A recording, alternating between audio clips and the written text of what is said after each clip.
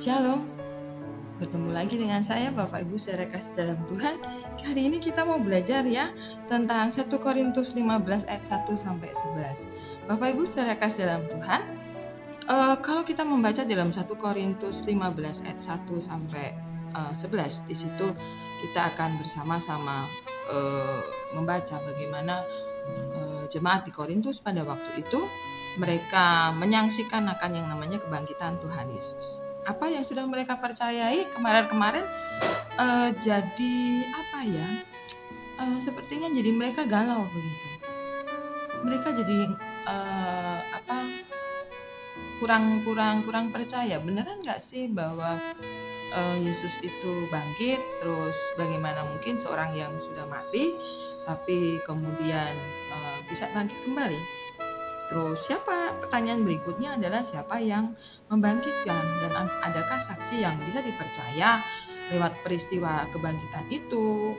Terus kalau misalnya ada saksinya berapa banyak? Nah, kemudian dengan setiap pertanyaan itu membuat keteguhan hati mereka, kepercayaan mereka kepada Tuhan Yesus itu menjadi goyah begitu. Walaupun kalau kita percaya terhadap sesuatu, ya hendaknya memang itu bisa dipercaya dengan sungguh-sungguh gitu. Bisa menjadi suatu kekuatan yang luar biasa, dan itu yang diharapkan oleh Rasul Paulus. Nah, untuk menjawab semua pertanyaan ini, makanya Rasul Paulus mengajak kepada warga jemaat di Korintus agar kembali kepada Injil, yaitu kabar baik tentang Tuhan Yesus. Paulus mengatakan di dalam suratnya ini bahwa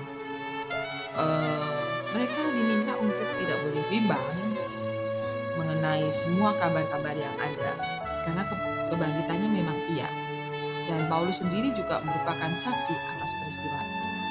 Bapak Ibu saudara kasih dalam Tuhan, saat ini kita hidup dalam konteks yang sangat jauh dari yang namanya peristiwa kebangkitan Yesus. Kita mungkin saja mengalami yang namanya kebimbangan serupa dengan jemaat di Korintus, walaupun kebimbangannya adalah hal yang beda. Tapi toh pasti kita juga pernah dihampiri dengan yang namanya bimbang, ragu, ya toh, apakah benar bahwa Tuhan Yesus itu bangkit menyelamatkan saya? Apakah benar bahwa Tuhan itu mengasihi saya? Dan mengapa sampai sekarang saya sebagai orang Kristen, sebagai orang yang percaya kepada Tuhan, saya masih mengalami banyak sekali kesulitan, saya masih mengalami banyak sekali penganiayaan, saya mungkin masih banyak sekali mengalami yang namanya penderitaan. Bapak Ibu saudara kasih dalam Tuhan, dengan semua permasalahan yang ada dalam hidup kita, dengan semua permasalahan yang ada yang membuat kita menjadi galau, membuat kita menjadi bimbang, mari kita hadapkan semua kepada Tuhan. Hadapkan kepada Yesus. Kebangkitan Yesus itu memiliki kuasa, dan ini adalah inti dari iman Kristen. Kuasa kebangkitan itu bukan berarti bahwa dengan kuasa kebangkitan itu langsung menghalau segala tantangan kita sebagai orang percaya, menghalau segala keraguan kita, menghalau segala keluh kesah kita. Tapi kiranya lewat kuasa kebangkitan itu, Yesus meneguhkan akan setiap kita. Seperti yang dipaparkan oleh Rasul Paulus dalam 1 Korintus 15 ayat 1 sampai 11.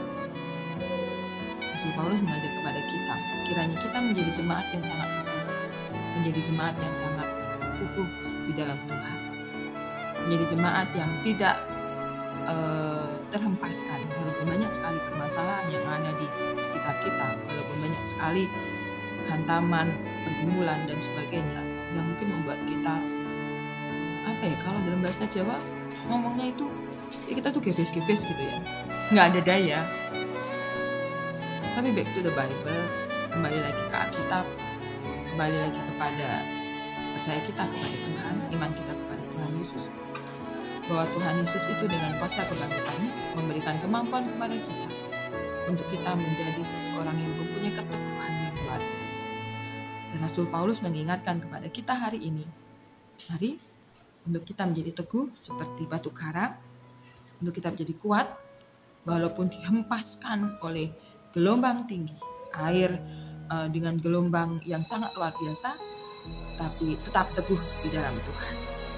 Dan kiranya lewat perenungan kebenaran firman Tuhan hari ini dalam 1 Korintus 15 ayat 1 sampai 11, kita diteguhkan lewat kuasa kebangkitan Yesus. Kita diteguhkan, kita menjadi teguh, kita menjadi kuat di dalam Tuhan Yesus.